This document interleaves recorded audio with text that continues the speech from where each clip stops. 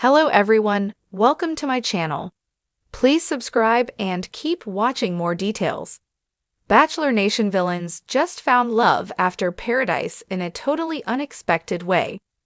This season of Bachelor in Paradise has already resulted in romance, but it's probably not the couple you'd expect. Though these two contestants were never even in paradise at the same time, Sam McKinney and Ali Jo Hanks recently hard-launched their love on Instagram after teasing followers for some time. Sam, perhaps best known for keeping the main thing, was the first impression rose recipient on Jen Tran's season of The Bachelorette, who quickly descended into a villain edit. Ali Jo is fresh off an appearance on Grant Ellis's season of The Bachelor, which aired earlier this year. She was eliminated by week 3, but not before diving headfirst into drama with some of the other contestants. Ali Jo, a fiery Jersey girl, became the self-appointed enforcer of unspoken Bachelor etiquette during her brief stint on the show. These two might be a match made in reality TV villain heaven. The couple recently sat down for an interview on Bachelor Happy Hour, Golden Hour, to discuss how they met. Ali Jo shared that she initially slid into Sam's Instagram DMs while her season of The Bachelor was airing earlier this year. They messaged here and there, and then, naturally, the conversation drifted toward the possibility of paradise. Neither of them was sure if they'd be joining the cast, but eventually, Ali Jo stopped responding to Sam's messages just in case they both ended up there, because if he was going to be on the beach, I wanted it to happen organically. In Paradise, Sam showed up during week 1, hoping to see if sparks flew with Ali Jo. I was extremely excited to take her out. She was the only person that I had planned on taking on a date. Even in my interviews leading up to it, she was the only name that I dropped. But unfortunately, Sam was sent right back home before he could even unpack his bags, left roseless at the very first ceremony of the season. Just days later during week 2, Ali Jo arrived and was disheartened to hear that Sam had already come and gone.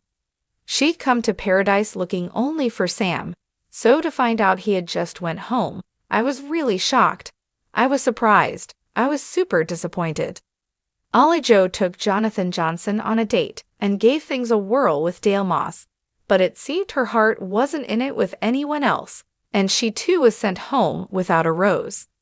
But these two weren't going to let a few rose ceremonies stop them. They were determined to find each other and see things through. We didn't need TV. I didn't need TV to book a plane ticket and go see, Sam asserted. In their interview, Ali Jo recounts that she messaged him as soon as she got her phone back. She told Sam how heartbroken she was to have missed him in Paradise, and Sam responded, "Chin up. Here's my number. Give me a call." She rang him up before even boarding her flight back home, and from there, the rest is history. Since then, Sam and Ali Jo have grown closer and have even met each other's families.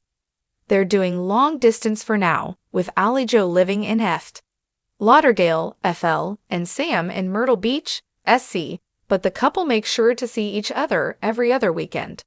Despite missing each other on Bachelor in Paradise, it seems they found exactly what they were looking for.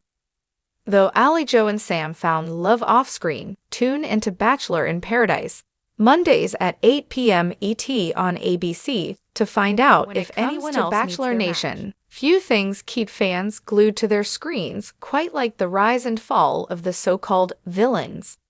They're the bold, brash personalities who stir the pot, break unwritten rules, and often leave Paradise with more enemies than friends. But what happens when the cameras stop rolling, the contracts end, and the villains are left to live their lives outside the bubble of reality TV?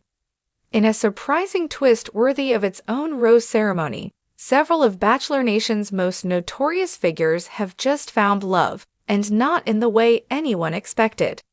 Forget scripted proposals under fairy-lit gazebos or dramatic beachside breakups in Mexico. This story involves redemption, resilience, and perhaps the ultimate plot twist: genuine romance that bloomed after the world had written them off. The aftermath of Paradise. Bachelor in Paradise has always been known as the franchise's wild child. On one hand, it's the tropical escape where fan favorites finally get the happy endings they deserve. On the other hand, it's the pressure cooker where villains double down on their reputations. Think tequila shots, half-finished roses, and confessions whispered under the stars. For years, certain contestants carried the label of unlovable. Maybe they picked fights in the mansion. Maybe they schemed for more screen time. Maybe their sarcasm rubbed viewers the wrong way. Regardless of the details, fans tend to remember them less for romantic moments and more for their meme-worthy meltdowns. But as history often proves, people evolve, and sometimes the most surprising romances grow from the most unlikely beginnings. An unlikely match. Take Colton the Snake Matthews, not his real nickname, but close enough for Bachelor Nation forums. Known for manipulating alliances and whispering sweet nothings to 3 women in 1 week, he was practically exiled by fans after his season of Paradise. No one imagined he'd ever find someone who could trust him again. Enter Sierra Lopez, another self-proclaimed villain whose sarcastic one-liners and here for the wrong reasons energy made her a tabloid favorite. She and Colton had never overlapped on-screen, but a year after filming, fate, or maybe just a Bachelor Nation alumni mixer, threw them together. What began as a snark-filled banter session over cocktails turned into something real. We recognized the game in each other, Sierra admitted in a recent interview. But outside the cameras, we were just human. And weirdly enough, the things fans hated about us, our bluntness, our independence, made us fall in love. Now the two are inseparable. Far from the chaos of Paradise, they've traded rose ceremonies for road trips and late-night takeout runs. Colton jokes that Sierra is the first person who out-villained him, and she laughs, saying she finally met someone who doesn't take her too seriously. Love in the shadows. They're not the only ones rewriting their narratives. Nina Devereaux, once branded as the Ice Queen for her calculated approach to rose distribution, has found herself in a whirlwind romance with someone no one saw coming, a non-bachelor civilian. Yes, you read that right. Nina shocked her Instagram followers when she went public with her new boyfriend, a musician she met at a coffee shop in Los Angeles. He had no idea who I was, she said. At first, I thought that was a red flag. But then I realized it was refreshing. He didn't care about my villain edit. He just cared about me. Her love story may not involve Neil Lane rings or a chorus of Bachelor alumni cheering in the background, but it may be the most authentic one yet. Fans who once booed her now flood her comments with heart emojis, cheering on her glow-up from Paradise Pariah to real-world romantic heroine. Redemption through romance. The theme that ties these stories together isn't just love, it's redemption. For years, Bachelor Nation has thrived on black and white storytelling. Heroes versus villains, angels versus snakes. But what these unexpected couples are proving is that the villains are often just complex humans who struggled under the pressure of reality TV editing. Love, it seems, has a way of rewriting scripts. And Nina aren't apologizing for who they were on the show, but they're proving that those labels don't define their futures. In fact, their willingness to embrace their flaws may be exactly what helps them find meaningful connections. A community reacts. Of course, Bachelor Nation is never silent. Fans on Reddit and Instagram lit up with reactions after the news broke. Wait, Colton and Sierra together? That's either the best plot twist ever or a supervillain origin story. I never thought I'd say this, but Nina looks genuinely happy. Maybe the producers really do mess with edits. These people might actually outlast the golden couples. Who would have guessed? Even former castmates are chiming in. One Paradise alum joked, "See, villains need love too." Another admitted, "Sometimes I think the villains are just the people brave enough to be themselves. Maybe that's why they end up happier in the long run." Beyond the beaches. While Bachelor Nation's most iconic romances often start under palm trees and end on Instagram engagement announcements, the villains' stories remind us that love doesn't need a production schedule to thrive.